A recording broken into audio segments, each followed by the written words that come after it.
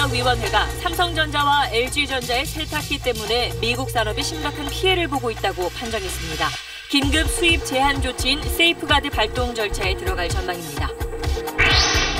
우리 업체들은 실망스럽다는 반응을 내놨습니다. 업계에선 다른 수출 품목에도 불똥이 튀지 않을지 주시하고 있습니다. 북한이 개성공단을 가동하고 있다고 사실상 시인했습니다. 우리 정부는 남측 재산권을 침해하지 말라고 밝혔습니다. 미국 라스베이거스 총격범이 범행 직후 도주하려 했던 걸로 드러났습니다. 공연장만 노린 정황도 포착됐습니다. 우리 정부는 라오스를 통해 입국한 탈북자들에게 라오스 정부에 대신 내준 $500의 벌금을 부과하고 있습니다. 미성년 고아도 예외가 없어 개선이 필요하다는 지적이 나옵니다.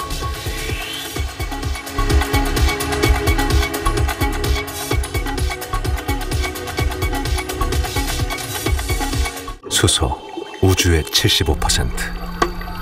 그 무한한 수소로 자동차를 달리게 하다. 현대자동차.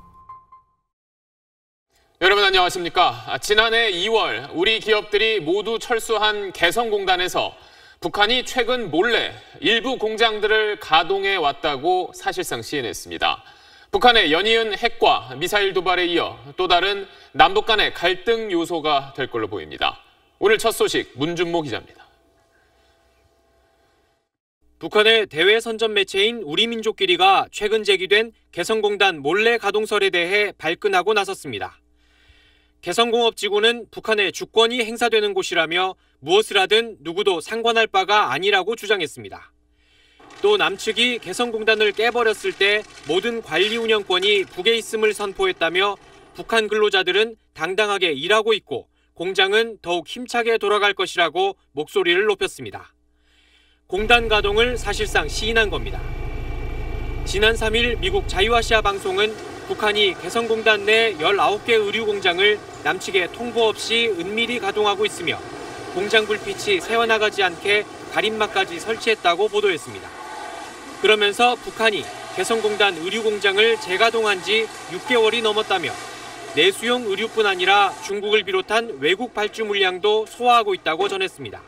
완제품이라든가 반제품이라든가 원자재 이런 것들이 거기 이제 다 와놓고 나왔잖아요. 그걸 이제 쓰겠죠. 그렇다면 우리는 상당히 손해로 보면 손해죠.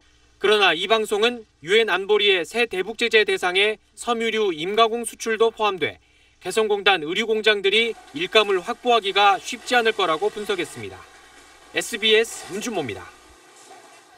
이에 우리 정부는 공장을 무단으로 가동하는 건 불법이며 우리의 재산권을 침해하지 말라고 강조했습니다.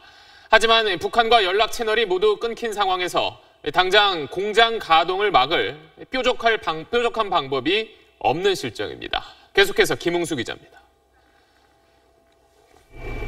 북한이 오늘 개성공단 가동을 시사하는 주장을 펼친 데 대해 우리 정부는 공식 확인한 바는 없다며 신중한 입장을 보였습니다. 하지만 관련 내용이 사실이라면 명백한 불법 행위로 우리 재산권을 침해하지 않도록 해야 한다고 강조했습니다. 개성공단은 남북 합의에 따라 운영되는 곳으로 남측 기업들이 남겨둔 설비를 임의로 사용할 수 없음을 다시 한번 강조한 겁니다.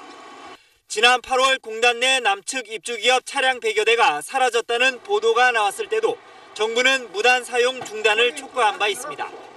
하지만 지난해 2월 개성공단 철수 이후 남북한 연락 채널이 모두 끊기면서 현재로선 북한의 남측 자산 무단 사용을 막을 방법이 없습니다. 개성단 폐쇄를 무력화시키는, 그것을 통해서 남남 갈등까지 유발시키는. 개성공단에서 철수하면서 북한의 설비 무단 가동을 막기 위해 정부는 문산 변전소 등을 통해 공급하던 전기를 모두 차단했습니다. 북한은 공단을 재가동하면서 전력 사용량이 적은 의류 공장부터 시작한 것으로 보입니다. 대북 소식통은 자유아시아 방송과의 인터뷰에서 북한이 군수산업용 전기를 특별 공급한 걸로 알고 있다고 밝힌 바 있습니다. SBS 김웅수입니다.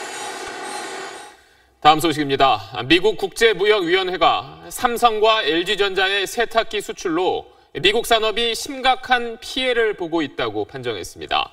트럼프 대통령의 최종 결정에 따라선 수입 제한이나 관세 인상 조치가 취해질 수도 있습니다. 먼저 워싱턴에서 손성민 특파원입니다. 미국 가전업체 월풀이 삼성과 LG전자를 상대로 낸 세이프가드 청원에 대해 미 대통령 직속 국제무역위원회가 위원 4명 만장일치로 이유 있다고 판정했습니다. 대형 가정용 세탁기의 덤핑, 즉 헐값 수출이 급증하면서 미국 산업에 심각한 피해를 끼치고 있다는 겁니다. 대상은 삼성과 LG가 중국과 베트남, 멕시코 등 제3국에서 생산한 세탁기들로 지난해 수출액은 10.6억 달러, 우리 돈 1조 2천억 원 규모입니다. 세이프가드는 특정 품목의 수입이 급증할 경우 수입량을 제한하거나 관세를 인상하는 무역 장벽의 하나인데 국제관행상 발동 당사국이 심각한 피해를 입증해야만 합니다. 국제무역위는 오는 19일 공청회를 개최한 뒤 12월 4일까지 구체적인 구제조치 방법과 수위를 담은 권고안을 대통령에게 제출합니다. 트럼프 대통령이 내년 초에 최종 결정을 내릴 전망인데 미국 우선주의가 국정 최우선 과제인 만큼 세이프가드를 발동할 가능성이 큽니다. 국제무역위는 앞서 지난달에도 한국과 중국, 멕시코에서 수입된 태양광 패널이 미국 업계에 피해를 초래했다고 판정한 바 있습니다. FTA 개정 요구에 개별 품목에 대한 무역 장벽 추진까지 트럼프 행정부의 통상 압박이 전방위로 확산하고 있습니다. 워싱턴에서 SBS 손성민입니다. 삼성과 LG전자는 미국의 이번 판정이 실망스럽다고 말했습니다. 그러면서 적극 대응하겠다고 밝혔는데 한편으로는 불안한 기색도 역력합니다. 세탁기는 시작일 뿐 한미 FTA 개정 공세와 함께 미국의 통상 압박이 본격 시작된 것 아니냐는 걱정 때문입니다. 이 소식은 한승환 기자입니다. 최근 5년 동안 미국 대형 세탁기 시장이 30% 넘게 성장하면서 삼성과 LG전자의 수출액도 자연스럽게 늘어났다는 게 우리 정부의 입장입니다. 하지만 미국 업계에선 한국 브랜드 세탁기의 시장 점유율이 급증하면서 미국 대표 업체인 월풀이 고전해왔다고 보고 있습니다. 삼성과 LG전자는 이번 판정에 일제히 실망스럽다는 반응을 내놨습니다. 만약 긴급 수입 제한 조치가 발효되면 가격 상승과 선택권 제한을 겪을 미국 소비자들이 피해를 볼 것이라며 오는 19일 공청회에서 적극 소명하겠다고 밝혔습니다. 하지만 세탁기는 거대한 파도의 시작일 뿐이란 전망이 많습니다. 트럼프 행정부의 보호무역주의 행보에 미국 기업들이 편승하는 양상을 보이면서 철강과 자동차 등 다른 분야에도 통상 압박이 노골화될 가능성이 크다는 겁니다. 앞으로 있을 한미 FTA 개정 협상에서 우위를 점하려는 계산도 담겨 있다는 분석입니다. 모든 수단을 다 동원하려고 할 거예요. 예정되어 있는 여러 가지 그 보고서를 이제 최대한 협상 레버리지로 활용하면서 아마 협상을 진행시킬 거로 생각을 합니다. LA타임스 등 미국 언론은 삼성이 사우스캐롤라이나주에 추진하던 생산 공장 건설 계획이 탈선할 수 있다면서 일자리 문제에 대한 현지인들의 우려를 전하기도 했습니다. SBS 한승환입니다. 열흘 동안 이어지는 긴 추석 연휴도 이제 끝이 보이지요. 더 여유 있던 시간만큼 고향에서 정을 듬뿍 나눴지만 돌아가는 발걸음엔 아쉬움이 묻어납니다. 귀경길 표정을 박찬근 기자가 헬기를 타고 둘러봤습니다. 귀경객들이 아쉬움을 뒤로한 채 무트로 가는 여객선에 몸을 싣습니다. 부모님이 정성으로 싸주신 보따리를 나누어 들기도 하고 손수레에 담아 끌기도 합니다. 어느새 여객선 한켠엔 짐들이 수북이 쌓였습니다. 역대 가장 길었던 추석 연휴라지만 헤어질 시간이 되니 짧게만 느껴집니다. 버스를 타고 서울에 도착한 사람들은 집으로 바쁘게 발걸음을 옮깁니다. 오고 가는 길은 힘들었지만 저마다 고향의 풍요로움을 한가득 안고 돌아왔습니다. 반찬이랑 이제 고춧가루 같은 음식 잔뜩 싸왔고요. 여하튼 항상 먹으면서 어머니 생각할 수 있지 않을까 그런 생각 듭니다. 고향 가는 길이 설렜던 만큼 가족과 헤어질 때의 아쉬움도 컸습니다. 좀 아쉬워가지고 내일이나 모레 올라올 것 같다 생각했는데 그래서 좀 이따 할머니 할아버지한테 전화 한 통씩 드리려고요. 오전부터 몰려든 귀경 차량들로 오후 5시쯤 절정을 이뤘던 고속도로 정체는 밤 11시 이후에는 대부분 해소될 걸로 전망됩니다. 한국도로공사는 오늘 하루 전국 고속도로 교통량이 어제보다 95만 대 줄어든 446만 대가 될 걸로 내다봤습니다. SBS 박찬근입니다. 여중생을 살해하고 시신을 야산에 유기한 용의자로 30대 남성이 경찰에 붙잡혔습니다. 숨진 여중생은 용의자의 딸과 친구 사이였습니다. 이성훈 기자입니다. 오늘 오전 9시 중학생 A양이 강원도 영월의 야산에서 숨진 채 발견됐습니다. 서울이 거주지인 A양은 지난달 30일 부모에 의해 실종 신고가 접수된 상태였습니다. 탐문 수사를 벌여온 경찰은 A양을 살해하고 유기한 유력한 용의자로 어제 오전 35살 B씨를 서울 시내의 한 주택에서 검거했습니다. 경찰은 B씨가 검거 당시 수면제를 과다 복용해 쓰러져 있었다고 설명했습니다. 또 숨진 A양이 B씨 딸의 친구였다고 밝혔습니다. 경찰은 B씨의 의식이 돌아오는 대로 사건 경위를 조사하고 내일 국과수에 A양의 부검을 의뢰할 방침입니다. 불타는 축사 밖으로 검게 그을린 돼지들이 필사적으로 빠져나옵니다. 오늘 정오쯤 경기 고양시의 한 돼지 농장에서 불이 났습니다. 이 불로 돼지 60마리가 폐사하고 축사 2개 불에 타 소방서 추산 1,200만 원의 재산 피해가 났습니다. 오전 11시 반쯤엔 울산시 울주군의 한 도로에서 LPG를 실은 8톤 탱크로리 차량이 옆으로 넘어졌습니다. 이 사고로 운전자 43살 남모 씨가 다쳤고 LPG 800kg 가운데 400kg이 누출됐습니다. 사고 직후 경찰과 소방당국이 차량 통행을 막고 밸브를 차단해 2차 사고는 발생하지 않았습니다. SBS 이성훈입니다. 미국 라스베이거스 총기 참사 속보입니다. 현장에서 스스로 목숨을 끊은 총격범은 범행 직후에는 달아나려 했던 것으로 드러났습니다. 또 야외 공연장과 가까운 다른 호텔도 여러 곳 예약했던 사실이 추가로 포착됐습니다. 정준형 특파원입니다. Go! Keep your head down. Go!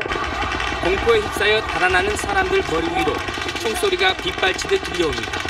경찰은 총격범 스티브 패덕이 10분 동안 총기를 난사한 뒤 현장에서 달아나려 했다고 밝혔습니다. 당시 호텔 보안 요원이 방으로 다가가자 방 안팎에 설치한 감시 카메라를 지켜보던 패덕이 방문을 향해 200여 발을 쏜 뒤에 사격을 중단하고 도주를 시도했다는 겁니다. So he was doing everything possible to figure out how he could escape at that point. His concern was personal concern versus what was occurring down below him. 경찰은 특히 패덕이 호텔로 몰래 들여온 총기 규모와 폭발물 등으로 미뤄볼 때 누군가 도움을 줬을 가능성이 크다고 보고 있습니다. Maybe he's, super Yahoo that was working out all this on his own, but it'd be hard for me to believe that. 지난 8월 시카고의 한 호텔 방이 패덕의 이름으로 예약됐던 사실도 새롭게 확인됐습니다.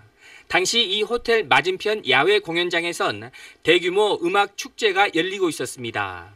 범행 10여일 전에도 야외 음악 축제장 근처에 있는 라스베이거스의 다른 호텔을 예약했던 사실도 드러났습니다. 총격범 패덕은 사람들이 많이 몰리는 야외 공연장을 찾아다니며 범행 장소부터 치밀하게 물색한 것으로 보입니다. 로스앤젤레스에서 SBS 정준영입니다. 탈북자들의 주요 경유지 가운데 하나인 동남아시아의 라오스에서는 이 탈북자들에게 벌금 500달러, 우리 돈 60만 원을 물리고 있습니다. 그래서 우리 정부는 일단 벌금을 대신 내준 뒤에 이 탈북자가 국내로 들어와서 정착하고 나면 그 돈을 돌려받고 있습니다. 그런데 미성년자는 물론 갓난아기까지 예외 없이 돈을 걷고 있어서 개선이 필요하다는 지적이 나오고 있습니다. 이세영 기자가 취재했습니다. 부모와 함께 북한을 탈출한 17살과 14살 정모 자매는 중국을 거쳐 라오스에 머물다가 지난해 겨울 한국에 왔습니다.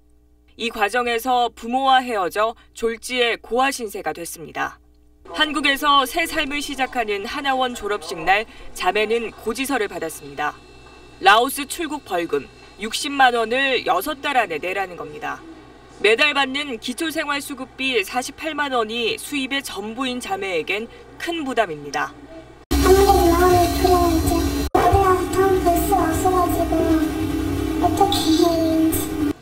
탈북 루트로 자주 이용되는 라오스는 2009년부터 탈북자 유입을 막겠다며 탈북자들에게 $500씩 벌금을 부과하고 있습니다.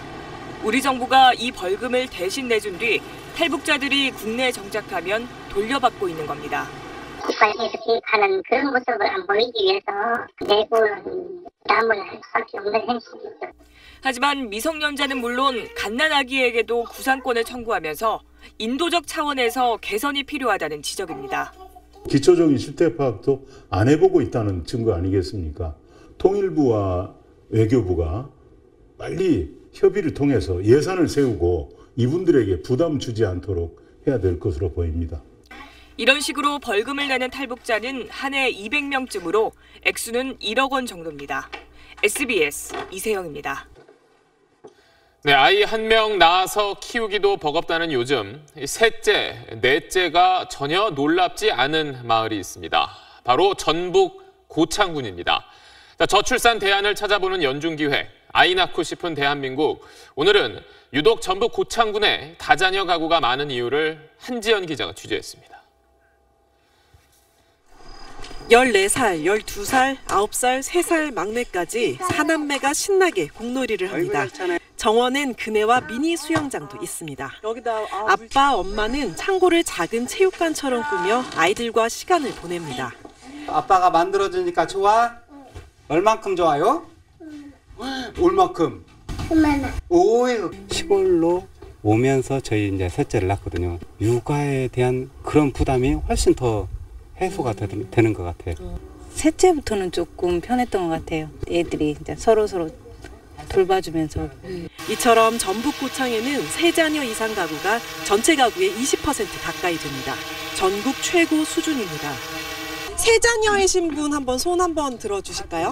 10분이시고. 두 집 건너 그냥 거의 다 3명이에요. 다 셋이고 다 넷이고 하기 때문에 도시 같은 경우는 뭐 셋이다 그러면 저 집 되게 잘 사나 봐. 뭐 이런 것도 있다는데 편견 같은 게 없어요. 그럼 한 몇 명 정도 돼야 우와 막 이런 느낌이 나는 건가요? 다섯? 다자녀 가구가 많은 이유가 뭘까? 도시보다 주거 비용이 적게 들고 아이들이 맘껏 뛰놀 수 있는 환경.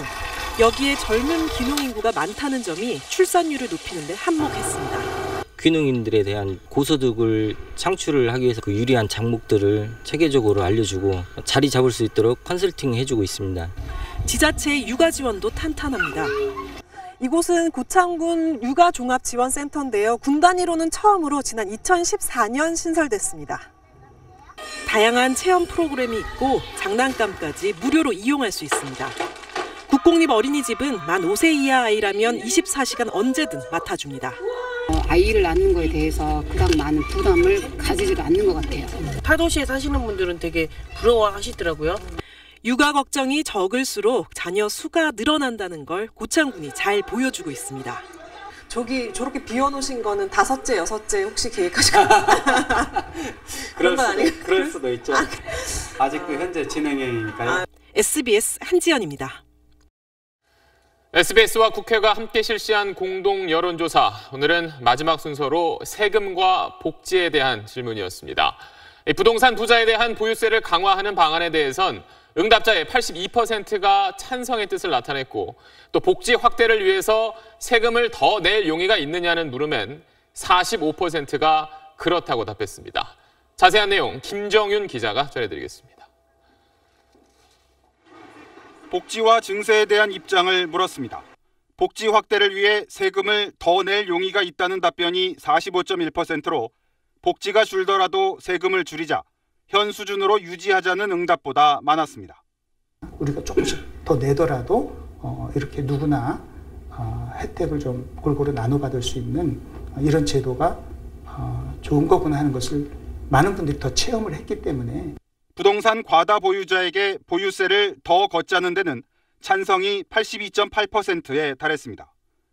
문재인 정부의 탈원전 에너지 정책은 찬성 응답이 40.6%였습니다.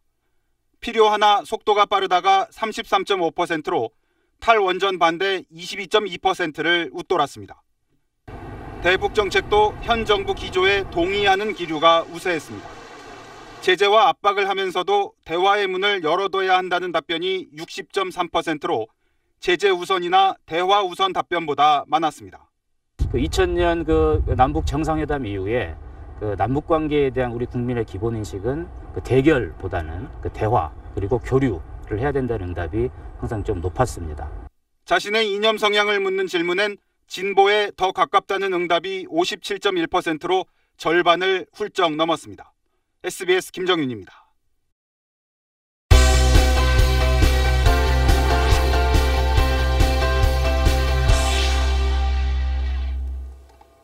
가을 수확철인 요즘 농촌에선 일손 부족으로 발을 동동 구르곤 하는데 추석 연휴를 맞아 고향집에 온 자녀들과 손주들이 든든한 일꾼이 되어주고 있습니다. 이용식 기자가 취재했습니다. 곶감 농사로 유명한 충남 논산의 한 마을입니다. 감나무마다 주황색 감이 주렁주렁 열렸습니다. 곶감을 만들려면 서둘러 감을 따야 하는데 일손을 구할 수는 없고 대신 추석을 맞아 고향에 온 자녀들이 팔을 걷고 나섰습니다. 연휴도 길고 한데 아버님이 또 농장을 크게 하시고 해서 저희들도 일손 도와주고 하니까 재밌고 좋은 것 같습니다. 손자들도 한몫합니다. 할아버지 내가 땄어요. 아유 우리 손자 감 땄다. 바구니에는 주먹만한 감이 금세 채워지고 빙 둘러앉은 식구들은 쉴 새 없이 감을 깠습니다. 한 해 생산하는 곶감은 30여 톤. 자녀들 덕에 부모님의 근심도 사라졌습니다. 일손이 굉장히 부족한 때거든요. 이런 때는 아들과 딸과 이제 며느리 사이 주고 가서 많이 도와주고 그래요. 빨갛게 익은 방울토마토를 수확하는 일꾼도 명절 휴가를 고향에서 보내는 아들입니다. 부모님 생각에 황금 연휴도 기꺼이 반납했습니다. 여자친구랑 놀러 갈 바에는 하루라도 도와주러 오는 게 나을 것 같아서 왔어요. 10일간의 긴 추석 연휴. 귀성객들에겐 가족의 소중함을 배우고 효를 실천하는 값진 시간이었습니다. SBS 이용식입니다.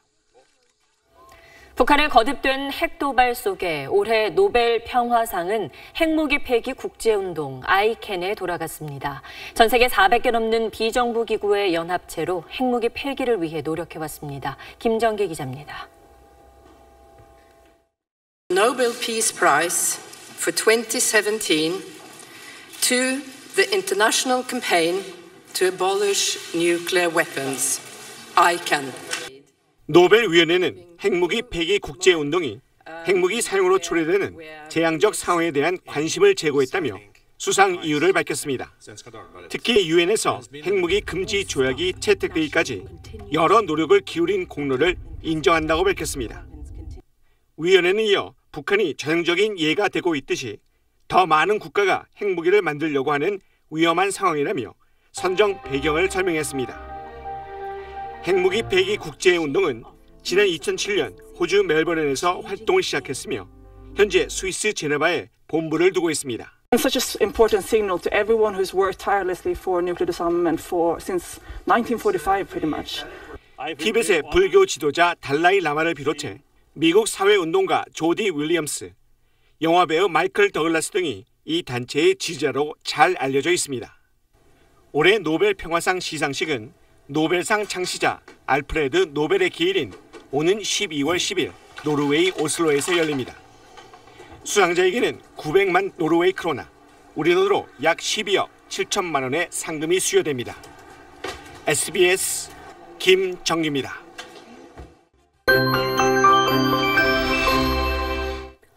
오늘의 흐린 가운데 곳곳으로 비가 내리면서 날씨가 좀 아쉬웠죠. 내일은 하늘빛 차츰 맑아지면서 막바지 나들이 즐기시기에도 좋겠습니다. 다만 일교차는 10도 이상으로 크겠는데요. 아침에는 15도 안팎으로 쌀쌀하겠지만 한낮에는 25도 안팎까지 올라서 낮 시간엔 다소 덥겠습니다. 한편 밤이 되면서 안개가 짙어지고 있습니다. 내일 아침까지 강하게 이어지겠고요. 특히 예상 가시거리가 50m까지 좁혀지는 곳도 있는 만큼 이른 아침 귀경길 오르시는 분들은 각별히 주의하셔야겠습니다. 연휴 마지막까지는 쾌청해서 날씨 걱정은 없을 것으로 보입니다. 내일 동해안 지방은 낮까지 비가 오락가락 이어지겠고요. 그 밖에 전국은 차츰 맑아지겠습니다. 서울 낮 기온이 27도 예상되고요. 남부지방에선 전주와 대구가 25도 등으로 오늘보다 6, 7도가량 높겠습니다. 다음 주 수요일에는 중부지방에 비가 내릴 것으로 보입니다. 날씨였습니다. 열흘 연휴 가운데 일주일이 지났습니다. 하루하루가 아쉬운 분이 계실 테고 또 여느 때와 다름없는 한 주를 보낸 분도 계실 겁니다. 자, 이제 아직 남은 주말과 한글날은 모든 분들에게 기억에 남을 만한 황금 같은 사흘이 되길 바라면서 오늘 8시 뉴스 마치겠습니다. 고맙습니다.